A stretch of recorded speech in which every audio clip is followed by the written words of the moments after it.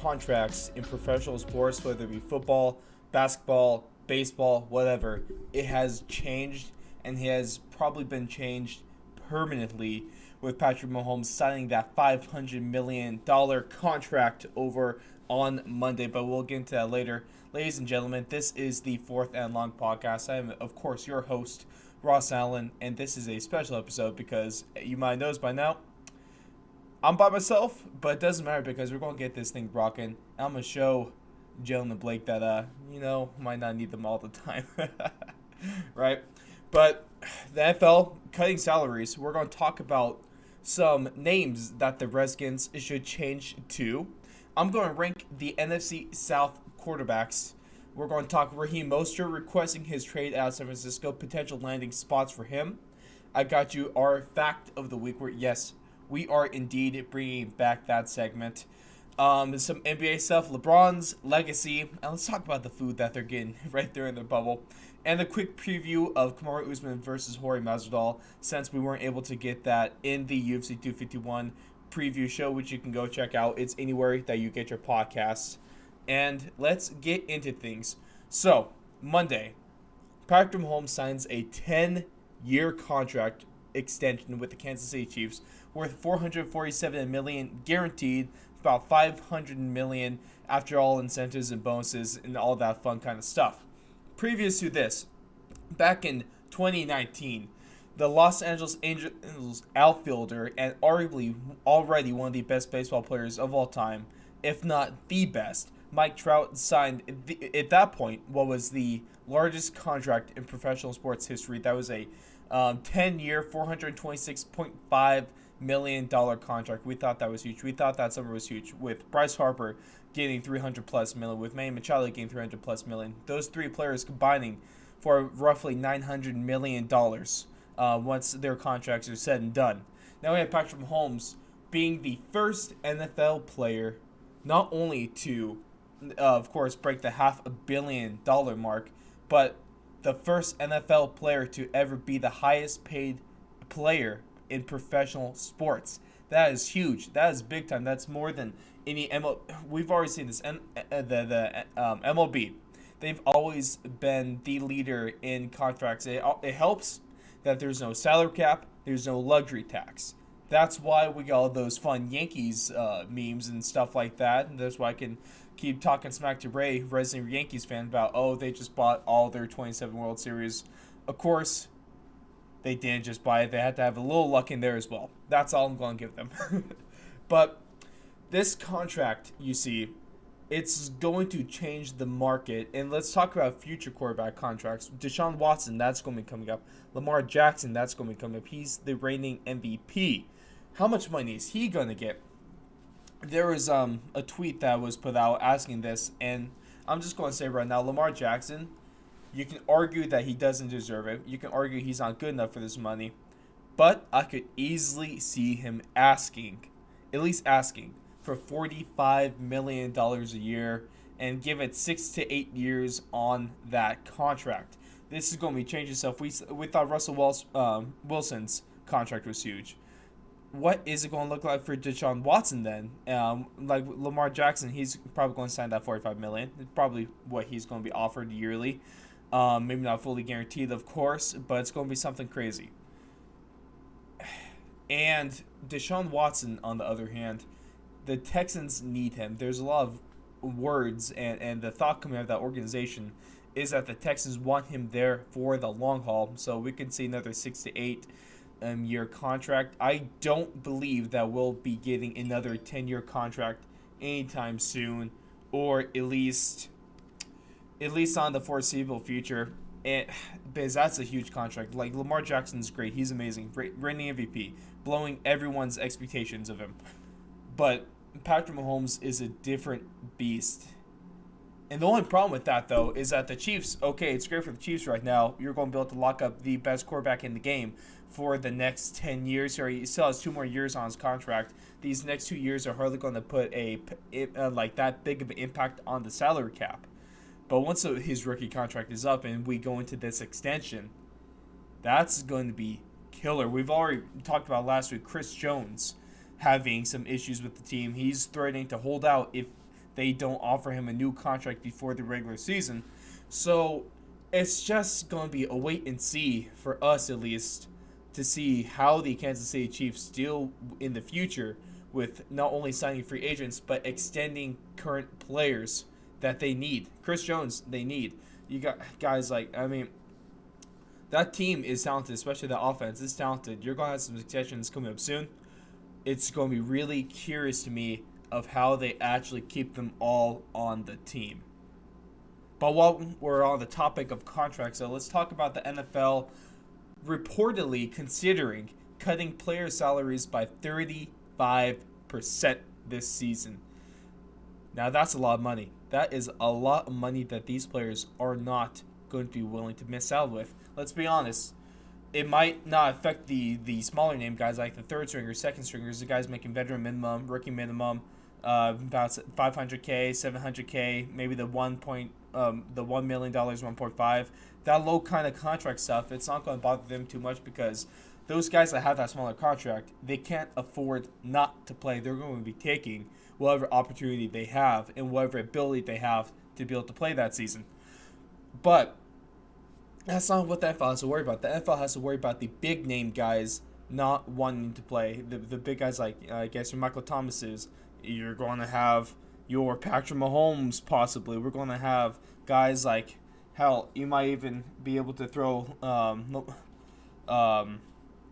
Lamar Jackson, possibly, because he really needs to look out for his future because, like we mentioned previously, he's going to have a lot of money coming to him. So, if you're the NFL, you can't afford to have these big name guys not playing. You need them. They're the ones that bring you the money in the first place. Because no offense, no one watches it for the second, third string guys. We watch it for the big names. We watch it for the quarterbacks. We watch it for the big linebackers and stuff like that. We watch it for the marquee players, or at least the casual fans do, and that's what makes up the majority of the fan base. So, to sum it up, though, if you're in the NFL, you cannot cut salaries by 35%. You can't afford to. Well, you could probably afford to be honest, and cut back elsewhere. It's going to be curious to see how teams do balance this, though, with probably lack of fans, probably looking like 20%, 50% capacity at most. And we all know that ticket revenue and having fans in seats is a huge chunk of that revenue, but you're probably going to sell for something like maybe 15, 20%. At the most. 35%, not going to fly. All right, moving on into the Redskins now.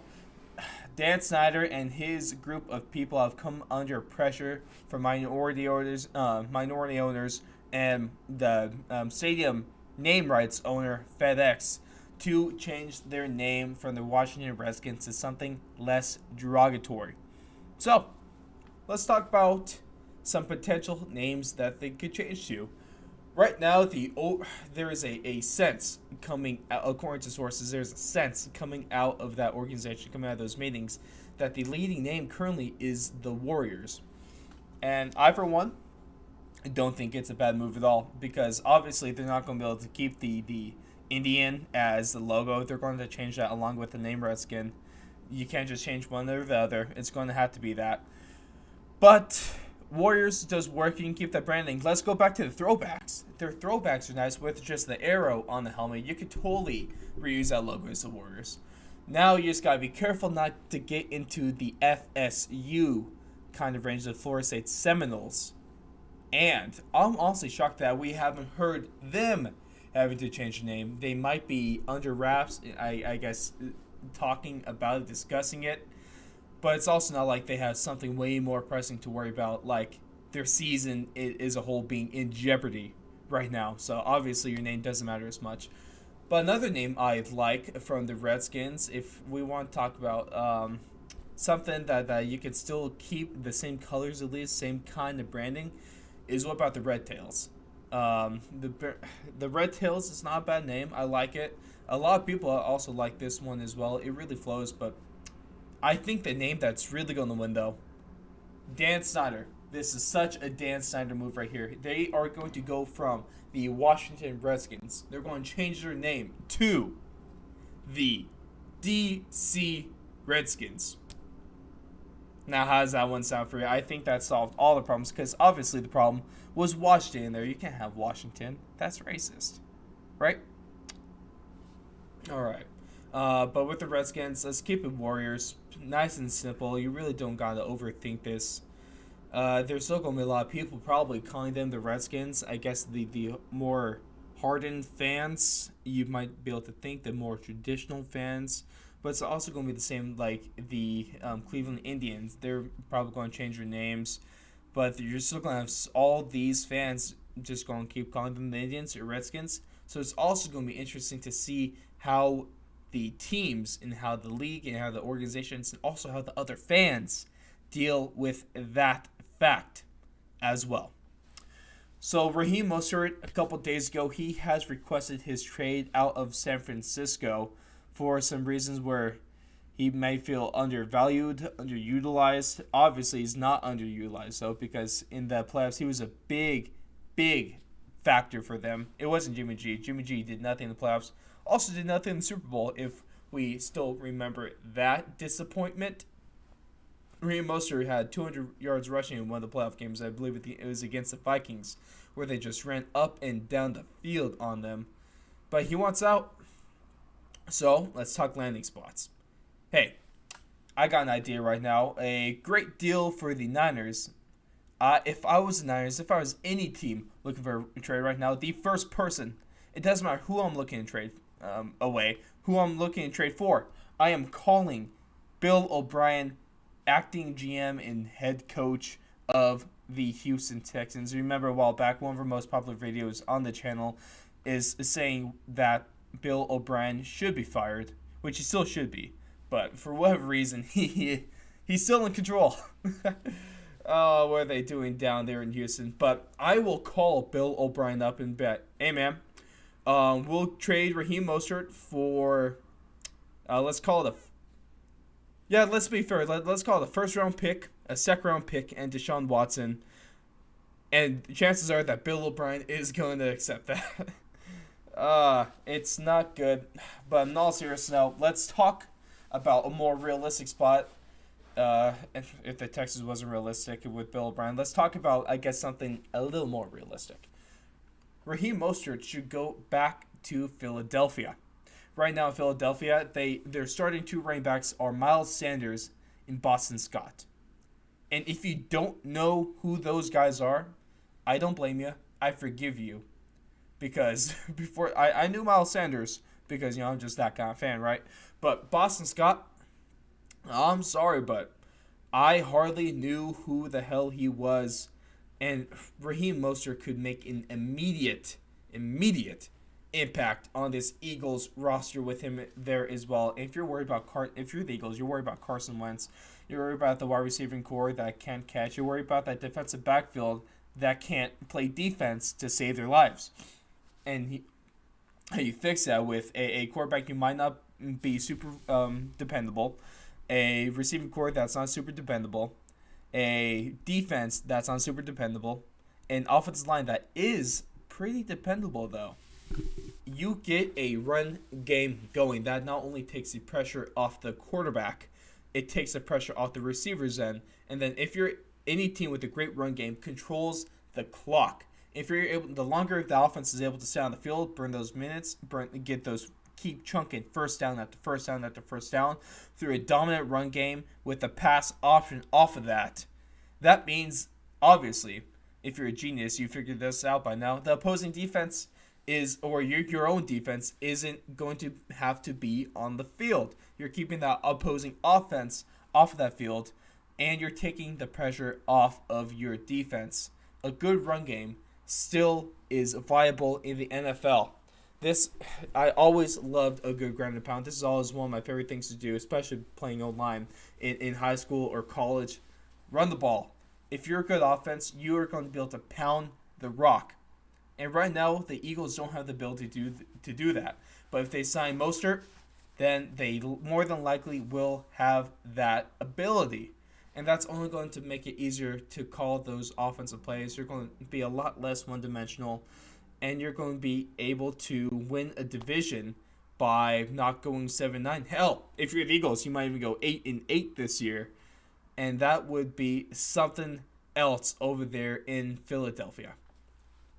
All right, capping off this NFL news for this week, we are going to rank the NFC South quarterbacks. So, of course, in the NFC South, friendly reminder to everyone, we have the Saints, Falcons, we have the Bucks, and we have the Panthers. Those quarterbacks being, for the Saints, Drew Brees; for the Panthers, Teddy Bridgewater; for the Bucks, it's now Tom Brady. Still weird saying that. It's still weird seeing Tom Brady wear that red, wear that white, and wear that kind of brown, bronze, gold thing color they got going down there. I'm not too against that jersey though. I do like the look of it. I just have no idea what the hell to call that color. And then also we have Matt Ryan of the Atlanta Falcons. I'm gonna go through this 4-1, and I would love to hear what you guys think too. Let us know on Twitter. Let us know in the in the ratings on iTunes. Let us know on the comments of YouTube. Let me know your top 4 because I'm really interested to see what you guys think. But number 4, we are going to have the Panthers quarterback Teddy Bridgewater. And now this is probably one of the most stacked divisions when it comes to the quarterback position. I was really sold on Teddy Bridgewater being a good football player as a starter in the NFL when he was back on the Vikings. It was devastating what happened to him, missing 2 seasons after blowing out his knee in a non-contact practice. That was heartbreaking to Vikings fans. That was heartbreaking to fans of Teddy Bridgewater. And it was just nice to be able to see when he played those 5 games in New Orleans, winning all 5, that, hey, this guy can still play, and he can be for real, given that he had a phenomenal offense in New Orleans. But with the Carolina Panthers, I see no reason why he cannot continue that success. Although the wide receiver core may not be as good, and you're not going to Michael Thomas or anything, but you have one of arguably the most dynamic player in the league in Christian McCaffrey, a guy that's been breaking records left and right his first 3 seasons, let alone the highest paid running back in the history of the league. He's for real, and he can help out any quarterback, and I guess, hell, any young quarterback. We can still call Teddy Bridgewater young, I believe. So having a guy like that, if they can get that defense going a little more, that offensive line in front of him holds up, Teddy Bridgewater can have a great season, but he's just not better than any of the other 3. Moving to 3rd place, there was a lot of debate for me on this one between 3rd and 4th, but I ended up having to go with Brady over Bridgewater. Brady comes in at the 3rd best quarterback in the division. I keep on saying this, and every time I say this, I end up being wrong, and so does most of the other people that say this. But Tom Brady has to decline eventually, right? I mean, he's like around 44 right now. I know TB12 is something phenomenal, drinking all those vegetables and doing yoga or whatever the hell he's doing is working. It's doing wonders, and he can still play. But he has a good offense around him. I'm just not sure if he'll be able to have the same amount of success as he did with Bill Belichick up in Foxborough. That's always one of my biggest things. And, Tom Brady's assistant quarterback, but that Bucs system might be able to suit him. Bruce Arians, a great offensive mind. We'll see what they can do, but Brady comes in at number 3. Now, between Drew Brees and Matt Ryan, who's number 2?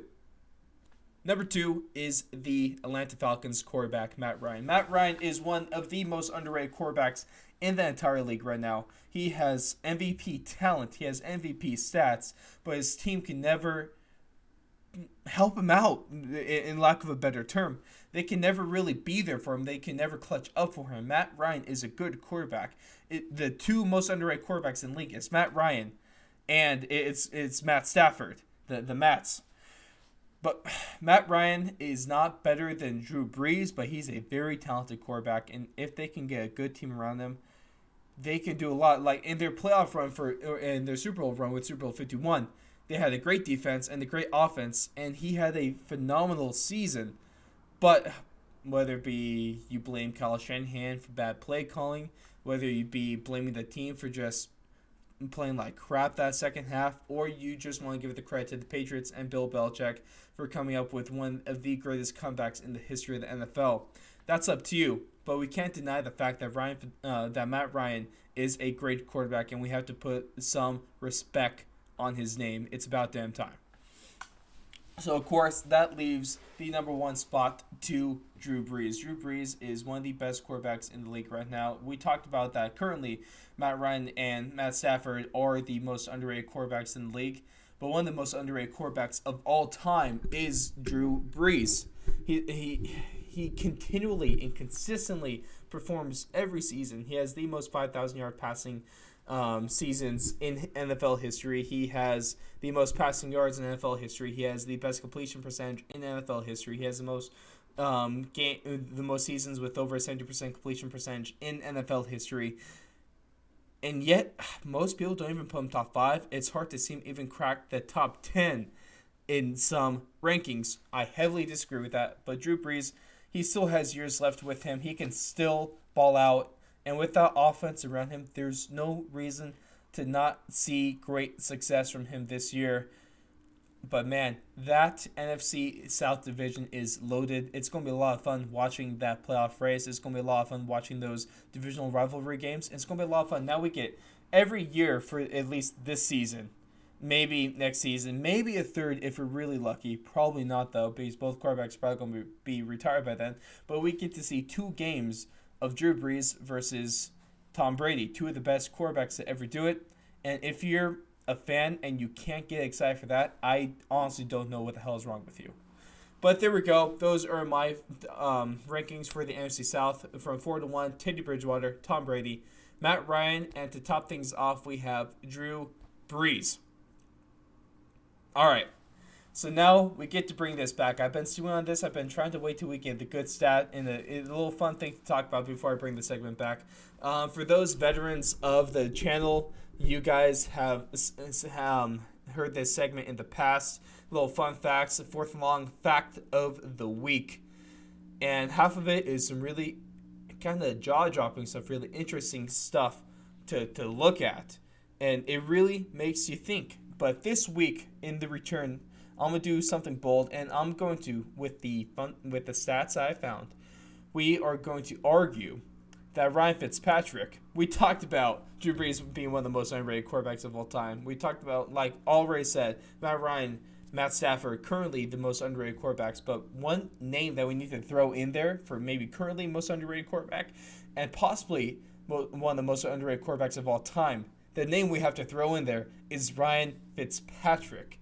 If we take a look at his stats, he is more impressive than we realize. We discredit him a lot because he's a journeyman. He's been around to so many different teams, and often when a player doesn't stick with one team, goes to all these different teams that Ryan Fitzpatrick has, we discredit them, and we just kind of assume that they're not that good of a player, because if they were a good player, they would be signed long-term. But let's take a look at this, because that's not the case for Ryan Fitzpatrick. He has more passing yards than Kurt Warner. He has more passing touchdowns than Phil Simms. He has a better passer rating than John Elway. He has a better interception rate than Joe Namath, although to be fair, Joe Namath is the most overrated quarterback of all time. Let's go to the opposite side of the spectrum. I have said that so many times. Joe Namath, criminally overrated. And then Ryan Fitzpatrick has a better completion percentage than the great Dan Marino. So, with that being said, why... I already mentioned that because the journeyman really puts a kind of damper on his legacy, his overall outlook, his career as fans and as outsiders to the sport. But I'm here to tell you that Ryan Fitzpatrick, Fitzmagic, needs a little more respect to be put on his name and to be put on the legacy that he's leaving behind and to be put on his career, because he's not a bad quarterback. He's not a guy that just shows up for 3 to 4 games a season. He's consistently, inconsistently consistent. That's the one, and that's real confusing, but who cares? he has the stats to prove. Of course, stats aren't everything. Stats don't tell the full story, but we can't deny the fact that Ryan Fitzpatrick is a great quarterback. At least a lot of the time, he is a great quarterback and could put on a performance. And Tua Tagovailoa is coming into a good opportunity down there in Miami because Ryan Fitzpatrick isn't a bad quarterback to learn from. Ryan Fitzpatrick can still play this year if the Dolphins want to take it easy on getting Tua back into the season, because you gotta be careful about us. If he's a franchise quarterback, you spend a top pick on him. You don't want to rush it. You don't want to push it. You don't want to risk injury. Also, you just don't want to throw him into the fire sooner than it needs to be done. You don't want to waste him. You don't want to ruin him, much like the Cardinals did with Josh Rosen, who, of course, is another Miami player. But Ryan Fitzpatrick can teach Tua a lot he's a hardened veteran, and there's a lot that he can teach him, whether it be different kind of play styles, different coaching styles, just a lot of experience. He knows defenses, he knows teams. He's been around for over a decade now. And Tua should be all ears on Ryan Fitzmagic because, like I just pointed out, he is one of the most underrated quarterbacks of all time. Now, how you like that? Let me know what you guys think about that statement down in the comments or over on Twitter at Fourth Long Radio. So there's kind of the football. As I mentioned earlier, I brought LeBron's legacy. Now, going into these 2020 NBA playoffs, these are for sure the most interesting playoffs of all time, given the current circumstances, the current situation, and how these games are going to be played and how everything is going to be operating. LeBron historically has not had a good record in the finals. LeBron James has lost 6 finals. He's won 3, to give him credit, but 3 and 6 in the finals. That's not a good look. If we're just being honest, that's not a good number to have. Having double the losses to your wins. And one of them, of course, was one of the most amazing series of all time when they brought Cleveland their first championship, coming back down 3-1. Of course, that was an amazing series, but if we're being realistic, maybe a little rigging in that one. Okay, let's not put it past the NBA because that makes for a great story. And also, there's a lot of luck involved in that too, if we're being honest. Of course, there's a lot of skill. LeBron James with that block, Kyrie Irving with that dagger 3. But there's a little bit of luck involved in there, or a lot of bit of luck involved in there. And now, LeBron James has made the switch. He's on the Lakers, and the Lakers are one of the favorites to take home the NBA Finals trophy this season. One of their biggest matchups is going to be the Clippers, possibly going to see them in the conference finals, which would make for great TV, and I'd be shocked if that's not what we get. I'm sure the NBA, I wouldn't put it past the NBA to somehow make it the finals between the Clippers and Lakers, just to make that much more money. Who knows? The NBA does a lot of things. A lot of things under the table. But let's talk about how LeBron James' legacy is going to be impacted by this year's playoffs. I will say that it will be better for LeBron to not make the finals this year rather than losing in the finals. If he doesn't make the finals, then you can't count that as another finals loss. You're not going to see him go 3-7 in the finals. He's going to be you're not going to have extra number. It's better to not make the finals than it is to lose in the finals. Now, that's not the case for most teams. That's not the case for most players. But if we're talking LeBron James and the Lakers right now, I do believe that is the worst thing that can happen to them besides getting swept in the first round. That's obviously worse. But losing in the finals could be absolutely detrimental to LeBron James' legacy, where I have so many people, especially in the debates of GOAT, in the GOAT debates between Michael Jordan and LeBron James, which, of course, is Michael Jordan. LeBron James is the better athlete. He's a little more physical player, more of an athletic specimen, but Michael Jordan as a basketball player is the GOAT. And that's a hill that a lot of people are willing to die on. And so am I. And LeBron James already has a lot of haters. He already gets a lot of flack for his record, his losing record in the finals. A lot of people use that to miscredit him and to take away from his legacy and his career. While that not might be the best argument, and while I certainly don't fully agree with the argument, because making the finals and losing it is still better than not making the finals in the first place. It's still better to be a conference champion than it is to not even be the conference champion, obviously. But that's not obvious to a lot of people. A lot of people look at him as not clutch in the finals.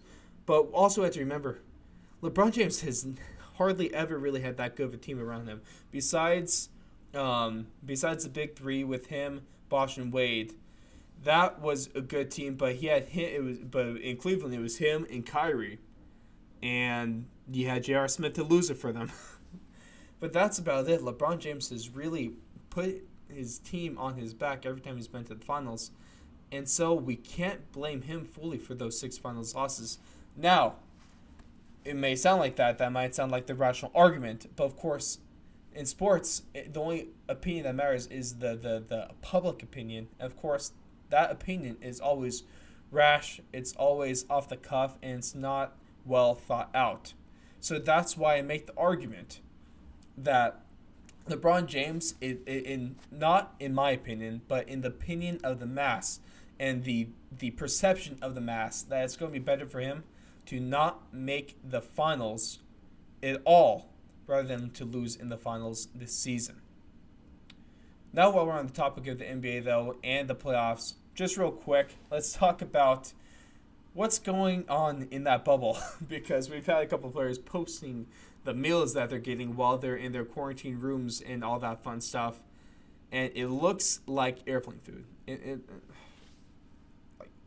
What is the NBA thinking? They were all way too preoccupied with how they're going to do this bubble, with what the players are going to look like, where they're going to play, and all that other stuff. They were way too preoccupied with that rather than thinking about what the hell are we going to feed these superhumans, what we're going to feed these crazy athletes. What we're going to do, we're going to give them a salad. We're going to get some soggy ass wedge cut French fries. We're going to get them like some soup and a small amount of bread and stuff like that. It looks, man, I've seen prison meals better than what the NBA is serving. I've seen airplane meals better than what the NBA is serving. What the hell are you guys doing? You're a multi-billion-dollar company, association, whatever you want to call it. You gotta do better than this. Like, man, if this is what some of the players are getting, what's LeBron James going to think if he gets handed this pile of crap? Man, it's just hard. I don't know what the NBA is thinking. You got guys in quarantine, and sound like they're going to go out all the time and be able to get actual good nutrition and food. You got to be able to feed them, man. So, NBA, when it comes to the food and when it comes to what you guys are doing, all I have to say is do better and to treat your players with a little. That's been a theme this episode, man. Respect, whether it be putting the respect on underrated players or it be taking respect away from overrated players, or just putting enough respect on NBA players to serve them a decent meal. I mean, come on now. Come on, Adam Silver, you're the best commissioner in all the sports. You're the best head in all the sports. Maybe your only rival there is Dana White. But, dude, you gotta fix this. You gotta do better. All right, ladies and gentlemen, to wrap this thing up, huge news over the weekend. Of course, the one time I am out of town, out of cell reception, unable to make a video, unable to record, is the time when Burns has to drop out, and then we get Jorge Masvidal, the guy that we've been wanting to take this fight with Kamaru Usman, the guy that obviously turned down, passed it up, not enough money. They negotiated on the 4th of July, and while they were barbecuing, and he came out and said on Twitter that he didn't get what he was looking for, but he got something close, and he got this title fight that we're all hoping for anyway with Kamaru Usman, because we remember there's beef going back to Super Bowl weekend. If we can go all the way, that feels like ages ago, but if we go back to Super Bowl weekend, they had the little fight, you want to call it in quotes, more of a tussle, maybe a scrap, maybe a little just, I guess, a little shoving match, whatever the hell you want to call it. They got a little into physical altercation. And they got beef. They got legitimate beef going into this fight, and that who doesn't want to see that? I'd rather, although it would have been cool to see them match up with teammates, I do want to see. I can say this for probably 90% of the UFC fan base is that, especially for the casual fans, that Kamaru Usman versus Jorge Masvidal is such a more enticing fight than almost anything else you could book in that welterweight division currently. But if we're going to talk about the fight itself, Kamaru Usman, according to the Vegas odds makers, he opens up as a 3-1 favorite. Now, if you're a fan of Jorge Masvidal or just a fan of betting, take the under on this one because you got a lot of money that you can win from this. And obviously, Kamaru Usman has the advantage on the ground. Jorge Masvidal has the advantage on the feet. And as we all know, all UFC fights start on the feet. That's why I don't know if I agree with this 3-1 odds. 2-1, sure, I can see that. Kamaru Usman is champion. He's dominant. And Jorge Masvidal, while having a phenomenal year last year, I named him my fighter of the year last year. He still has a little bit left to prove to him. I don't know if he can do it on the ground. I don't know if he could hold up with the rest. I don't know if his jiu-jitsu can hold up against Kamaru Usman, but we know that he could strike and he could win this fight on the feet. Of course, you always got to have the puncher's chance. That's just a given, especially in this one. You had the guy doing street fights, man. And so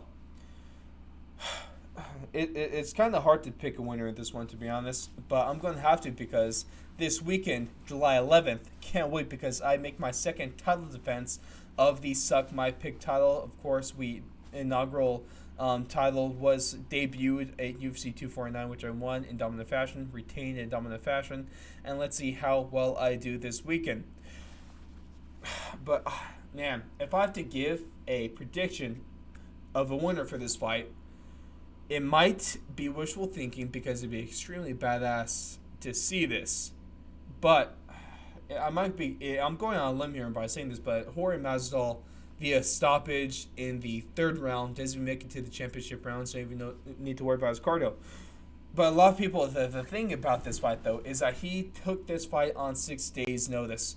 Normally, when that happens, you're not really ready for a fight like this. Because you damn full camp. It's going to be hard to cut the weight needed to be able to make weight in the first place. But according to Dustin Poirier, a teammate of Jorge Masvidal down in Top Team down in Florida, he hasn't stopped training for Kamaru Usman, and I would not be surprised one bit if that is the case. Jorge Masvidal probably never really gave up on this fight. He was always thinking about Kamaru Usman, training for Kamaru Usman, because like I said, they got bad blood, and he probably has been wanting to beat this guy up for a while now. And I buy the fact that he hasn't stopped training. So, and obviously he's not talking about that. Because why would you? Why would you show your hand? He's bluffing right now. He's making everyone think that he's underprepared and he's just even that much more of an underdog. But he's prepared for this fight. He truly is. He's ready for this fight. And he's going to be able to take Kamaru Usman on. And he's going to be able to win this fight.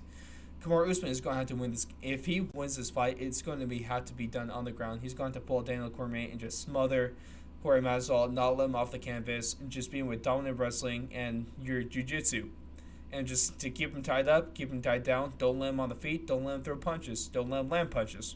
That's how Kamaru Usman is going to win this fight. But like I said, Jorge Masvidal is going to be taking this one. And of course, all of our predictions from Blake, our UFC correspondent, from co-host Jalen Johnson, and from me are going to be on our website, www.thefourthandlong.com. That's going to be in our articles. Of course, we have other great sports articles in there that you could go look and read as well. That's all of our videos, top videos, podcasts, interviews. Josh Emmett, you got to check that one out. Big video going on right now is his predictions of UFC 251 of those title fights. Great guy, phenomenal interview. That full interview is anywhere you get your podcast and YouTube as well, and also segmented videos. And just about a 5-minute video of him giving his predictions. Go check that out. It's a lot of fun stuff, and you are not going to want to miss that. But ladies and gentlemen, that is going to about wrap it up for this week. I have, of course, been your host, Razan. You can find us everywhere, including Twitter at Fourth Long Radio, Instagram at Fourth and Long Radio. Go, like I just mentioned, the website, www.thefourthandlong.com, YouTube, Fourth and Long Radio. We are everywhere. We are on Spotify, we're on iTunes or Apple Podcasts, and we're anywhere else that you find your podcast. And like I said from this episode, make sure to go to Apple Podcasts, leave us a 5-star rating. We'll leave the best rating of the week. And ladies and gentlemen, have a great fight weekend on Saturday, because this card is not only one of the best in recent memory, but it's also arguably one of the best in UFC history. We'll catch you guys in the next one, ladies and gentlemen. Have a great weekend.